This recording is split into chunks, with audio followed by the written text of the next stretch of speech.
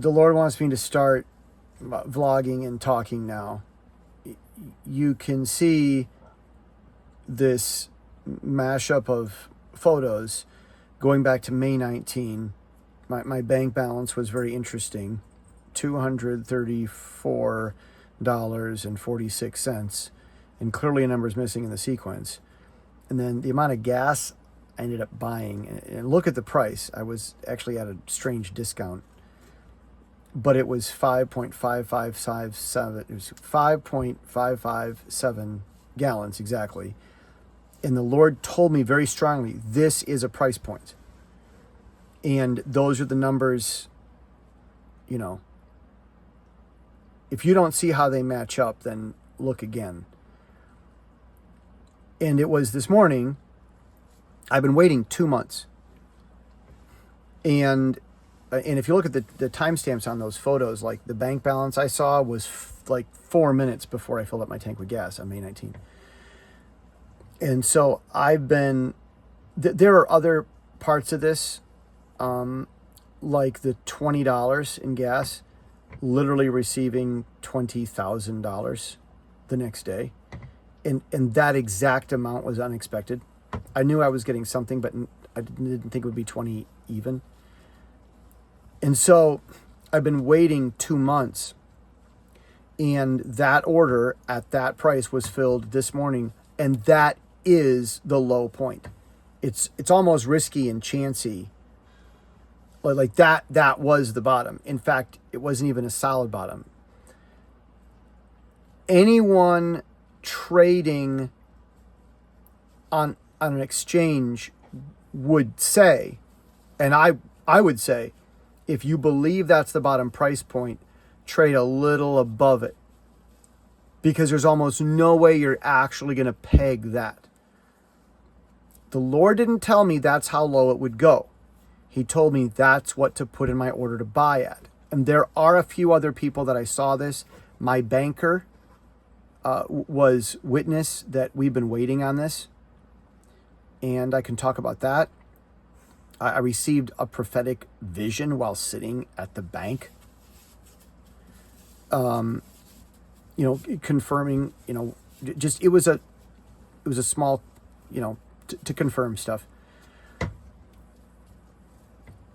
I could tell a more elaborate story about everything that happened here another day, but how many people get the buy-in point at the gas pump, know what to do with it, hang on 2 months, hold on tight, don't waver, and we almost got there and went back up, and many people would have said, well, you should have done something else. I know conventional wisdom says to do certain things, but I was trusting and obeying the Lord.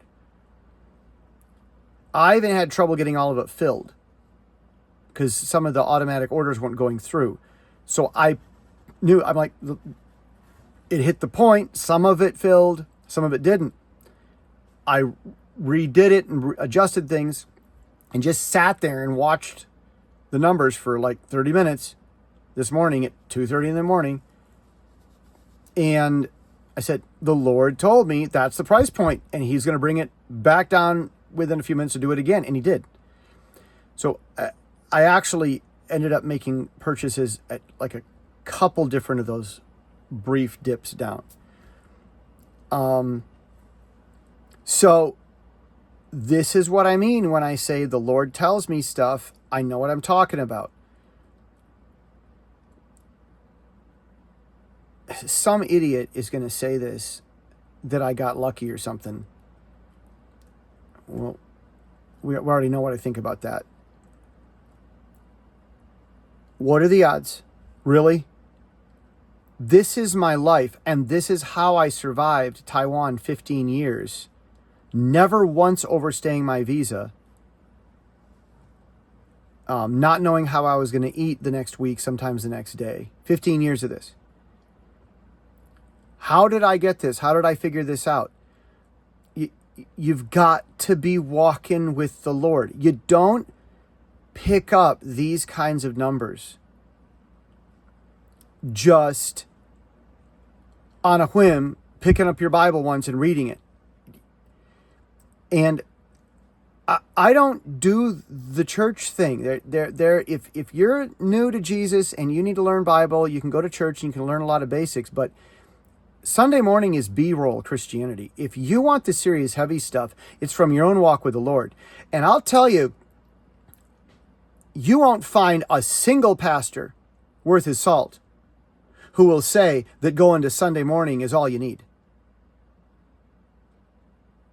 Sunday morning is the church thing is B-roll at best. If you want serious Christianity, you've got to be walking with the Lord. And I would not be able to hear the Lord and have the patience to hold on. I mean, all of my money went into this, all of it. A friend from Taiwan, I talked about this morning because I've been talking with people about this. So like there were a number of other friends that decided to go in on that price point also. And one of them asked me, a very strong Christian friend whose life is crazy in Taiwan. He said, Jesse, how much money do you have left? How much of your money did you put in? I said, everything but $100. He's like, really? I'm like, yep. Because that's what the Lord told me. The Lord's voice is something I can hear clearly because I've been doing it. I don't sit around and say, well, maybe it's not, and try to explain stuff away. If someone wants to provide explanations for why God's not talking or why that thing you heard isn't from God, you go right on ahead and give all your explanations for why God shouldn't do that or that's not from God or whatever. I want to hear what he has to say, and I've been chasing it. God promises in the Old Testament, you will seek me and you will find me when you seek me with all your heart. So if you want to, you go on and write up your reasons why that's not God. Me, I wanted to write up my experience and walk with the Lord for why I have learned to hear him. Because that's where I want to be. Not in chalking up my excuses for why that's not him. You get what you chalk up. And I did not try to explain away God not talking and stuff like that. And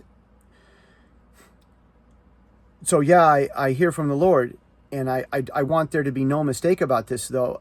You know, I'm not special. There's nothing I did that anybody can do this. Anybody can seek the Lord with all their heart. Anyone can stop chalking up reasons why, well, that's not God, or well, here's a million reasons why that's just getting lucky. Anyone can, instead of making that your focus, I want to hear the Lord accurately. You can make that your focus. And the center part of it is love. This isn't God giving me superpowers to be better than everybody else. God is my best friend ever. The maker of heaven and earth, my redeemer. And he is my best friend. He is my friend. That's what I think of him. Saving me from hell. That's a pretty good friend. I love him. And I've loved him a long time. And we've had our rounds where I got pretty hot-tempered with the Lord over what to experience. I can be honest with him, that's fine. But I don't leave it at, me just being angry and walking away. I work through it. Something doesn't make sense, I tell the Lord, I work through it. I don't chalking up, figure out, trump up excuses for the Lord to not have a walk with me. You're not going to have. You can have a level of walk with the Lord that's this. This is nothing. Lord's told me way bigger things. He says this was long and drawn out and painful and unusual. It had numbers and stuff. People say God doesn't want us to have money. Oh, try not working. See how that goes. You really think the money doesn't matter discussion? Go sort that out. Ask an AI. Say what do honest rich people say about the idea that money doesn't matter? That's old. Yeah, it does. It's not everything. But all those donations and things you want to do to help stuff, it costs money, yo. And someone has to be diligent in learning how to make a lot of it if you're going to get those donations. So the same people run around saying money doesn't matter. Suck in donations from people who know that it does. Major hypocrisy. And in this kind of dualism, God is expunging from the Sunday morning institution. Sunday morning is B-roll Christianity at best. It's not your everything. It can't be. And the pastors on Sunday morning will tell you that. And for me, there's so many people rely on Sunday morning to be their way to talk to other Christians and their way to learn Bible, that Sunday morning is all jacked up. We've got elders who aren't qualified. We've got gossip right and left. We've got what's her name saying, we don't know, but we know. Yeah, that's mind hive. Let's judge other people and think we know what we're doing and not check our facts. That's high level wholesale gossip. And that describes the justice system in a lot of the minds of a lot of church folk. And the Sunday church has to lower its standards, and it's been a slippery slope, like a frog boiling slowly in the pot. Like, it's really gone downhill, and the Sunday gig is in massive disrepair. It could help us, but it's a wreck because people aren't living their life with Jesus every moment of every day. So for me, I've got to get away from that train wreck so that I can walk strong with Jesus. It sure would be nice if Sunday morning were a plus for me and not pulling me down, because I walk with him like this. This that you see, the buy-in point that I've got and the money that I'm going yet to make from it, this is my everyday boring. This kind of stuff, this isn't a big deal for me. I know it's a big deal for a lot of people. It's unusual, so I can highlight it. But this kind of stuff, I just kind of have to work into my daily schedule because it's part of my normal. And how I wish that the Sunday gig wouldn't drag me down and just get in the way. For a lot of people, it does lift them up. But is the Sunday gig really our best? Like this Sunday thing as it, did you learn how to do this on Sunday?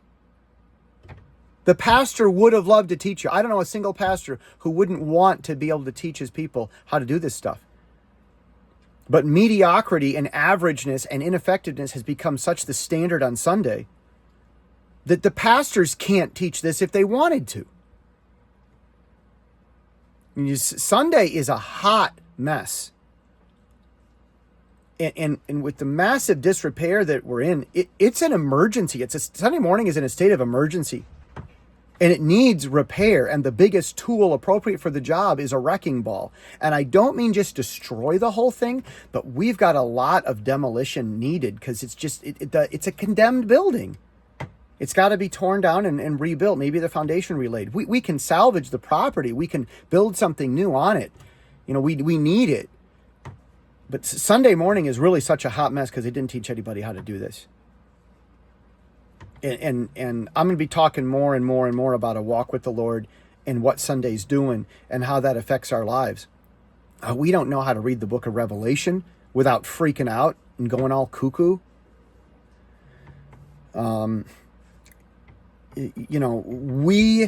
We are watching in the book of Daniel. There's a lion with eagle's wings. These are all representing governments. The leopard with four heads, that's Germany, for the Fourth Reich. The bear, well, California is not a country, contrary to, Newsom's supposed apparent view of himself. So, no, the bear is Russia. The eagle, well, we know who that's been. The lion, that's England, if you don't know. Other countries don't have those animals. That's always been them. And the lion with eagle's wings get plucked off. If you don't know, go look it up. It's Promethean Updates. They've been really outlining this a lot. We have been under the influence of the British Crown, and President Trump, since May, has been unplugging those strings that have been pulling us. And that's where the trouble that we've been facing all really goes back to. And so the eagle's wings have been plucked off the lion. That is end times prophecy, apocalyptic literature from the book of Daniel fulfilled. So when we go to Revelation, we see a composite beast of a leopard and lion and bear, but no eagle's wings. The eagle's wings themselves appear somewhere else and they're given to the woman. Like, that explains it. But we just watched the eagle's wings get plucked off in May. And we can't talk about that without people freaking out because Sunday morning isn't allowed to be half awesome enough to prepare us to talk like that. We don't want, we want this mediocre thing where the pastor does it for us. The institution tells us who our friends are going to be because we don't know how to make them. We never learn how to make them. We don't know how to think about culture. Our movies are terrible. They've been until recently. Thanks to Jerry Jenkins' kid, Dallas Jenkins. Thanks to House of David, Angel. They had a hot disagreement, but they've done a lot for movies, those guys, Jenkins and Angel. But wow, Christians actually are making good movies. Yeah. We haven't been able to because we've been of the world, but not in it. We've had our own little culture, but we're afraid to go out and talk to people. Because Sunday's been our little bubble shelter instead of something that empowers us because we're walking with the Lord strong all week and all month long. And it's been a terrible representative to the world. Just a lot of church folk have a well-earned reputation for being the kind of people that a lot of good people don't want to be like. And let's go fix that, but we can't lie about the problem. Don't stick your nose in other people's business. Don't worry about other people's problems. Don't try to judge other people. Don't get stuck in the past. Focus on what you can do to be better. That's highly biblical, but that's not the culture of Sunday morning. They're all worried about each other's problems and gossiping about each other and mad at whoever they've got to go lynch and hate. And that's not cool. That's not how non-Christian successful people win. And that's not how the Bible told us to do stuff. The non-Christians obey Jesus without knowing it, and then they have stuff work. And the Christians refuse to obey Jesus on those types of things, and they're always failing. Come on, guys. Is this the best we got? Aren't we better than that? I mean, it's kind of you, because I sort of unplugged from Sunday. People keep asking me to go back to Sunday, and then, there's always some problem with this guy or the pastor or whatever. Hey, look, I'm sorry, but the Christian life I lived that led me to get these money trades by hearing the Lord's voice, my daily walk with the Lord is not compatible with the hot mess that Sunday morning has unfortunately become. I am not the problem. Sunday is. And we've all got to get that type of, correct mentality, or it's just going to stay a hot mess. God is awesome. And he wants his people to be for once, Can we please? I'd like to not be alone in this. I'm not doing anything that every other Christian can't be called to do. We all have our particular path and story, but like Jesus said, anyone who believes in me will do greater things than these. So apparently we're not really believing him. Like, how much do you really believe is possible? It takes God-sized faith to see a God-sized dream. Now, I haven't even brought in the money yet. This is my buy-in point. Wait till we get to the sell point and see what happens there.